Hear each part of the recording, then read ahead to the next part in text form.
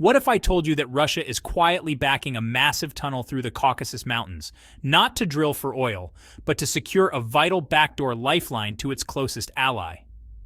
Deep beneath Armenia's southern mountain range, engineers are preparing to carve out a $500 million tunnel that could, really alter the region's power dynamics. Each winter, the only direct route connecting Russia to Armenia becomes virtually impassable, cutting off trade, troop movement, and strategic influence. But once this tunnel is finished, that annual vulnerability disappears. On the surface, it's just another infrastructure project.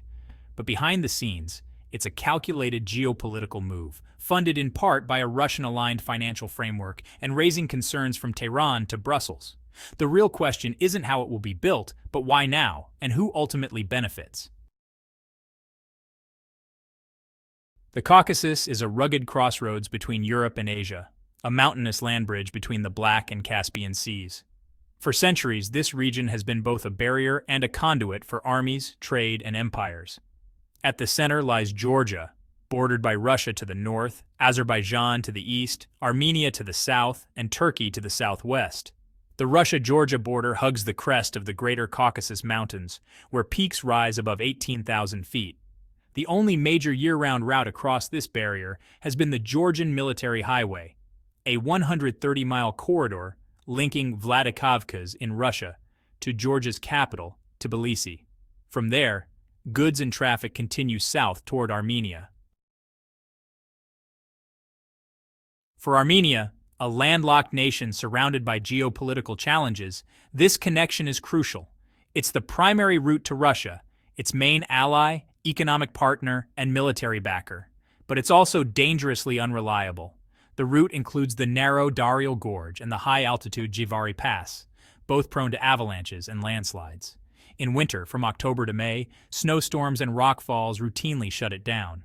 In 2014, flooding and landslides destroyed parts of the road, leaving Armenia isolated for months. This isn't just a transportation issue, it's a national security concern. Armenia is already blockaded by two neighbors, Azerbaijan and Turkey, due to the unresolved Nagorno-Karabakh conflict. While it does border Iran to the south, that route is limited by sanctions and rugged terrain. That makes the route through Georgia and Russia Armenia's most reliable connection to the outside world, especially to Moscow. And for Russia, maintaining that link is just as vital. Since the fall of the Soviet Union, Armenia has remained its most dependable ally in the South Caucasus. Russia operates a military base in Armenia's second-largest city, Gyumri, and sees the country as a geopolitical anchor in a region where Western influence has steadily expanded. Armenia is also part of the CSTO, Russia's NATO-style security alliance. That's where the new infrastructure comes in, the Kvasheti-Kobe Tunnel, a $558 million mega-project. At 9 kilometers, about 5.6 miles long, it's the centerpiece of Georgia's plan to modernize its internal transport system and stabilize year-round transit through the Caucasus. The tunnel is designed to bypass the most dangerous section of the Georgian Military Highway, cutting through the mountains from the village of Tskere to Kobe.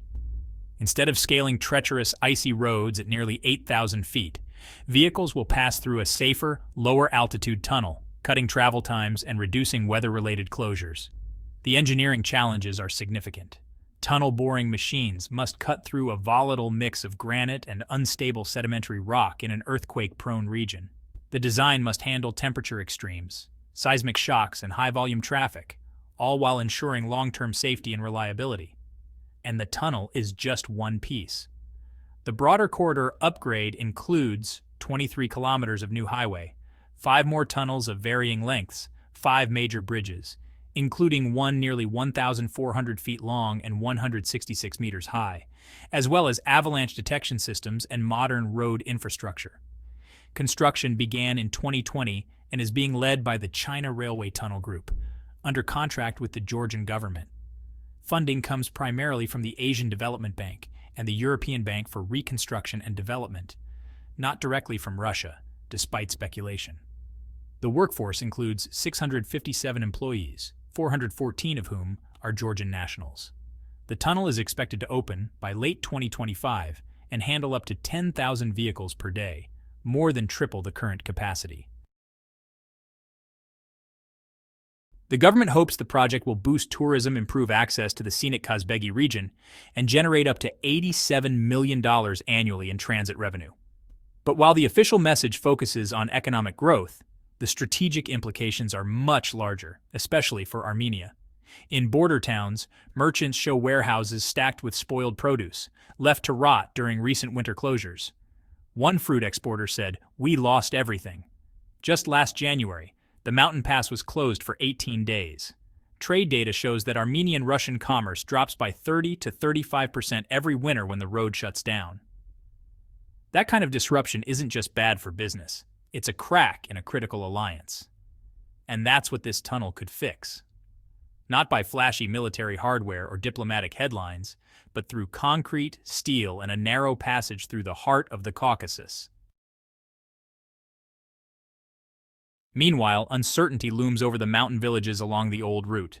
In Gudauri, Georgia's top ski resort, hotel owner David Galashvili has already scrapped expansion plans. Once the tunnel opens, the traffic will vanish, he says. Our roadside businesses could collapse. Environmental worries are also mounting. Activist Tamara Sukashvili showed us mountain springs near the construction zone, now murky with runoff. Independent water tests we commissioned detected elevated levels of heavy metals in 3 downstream communities, contamination that was never mentioned in official environmental reports. This tunnel is a trap, warned a former Georgian defense minister, speaking anonymously.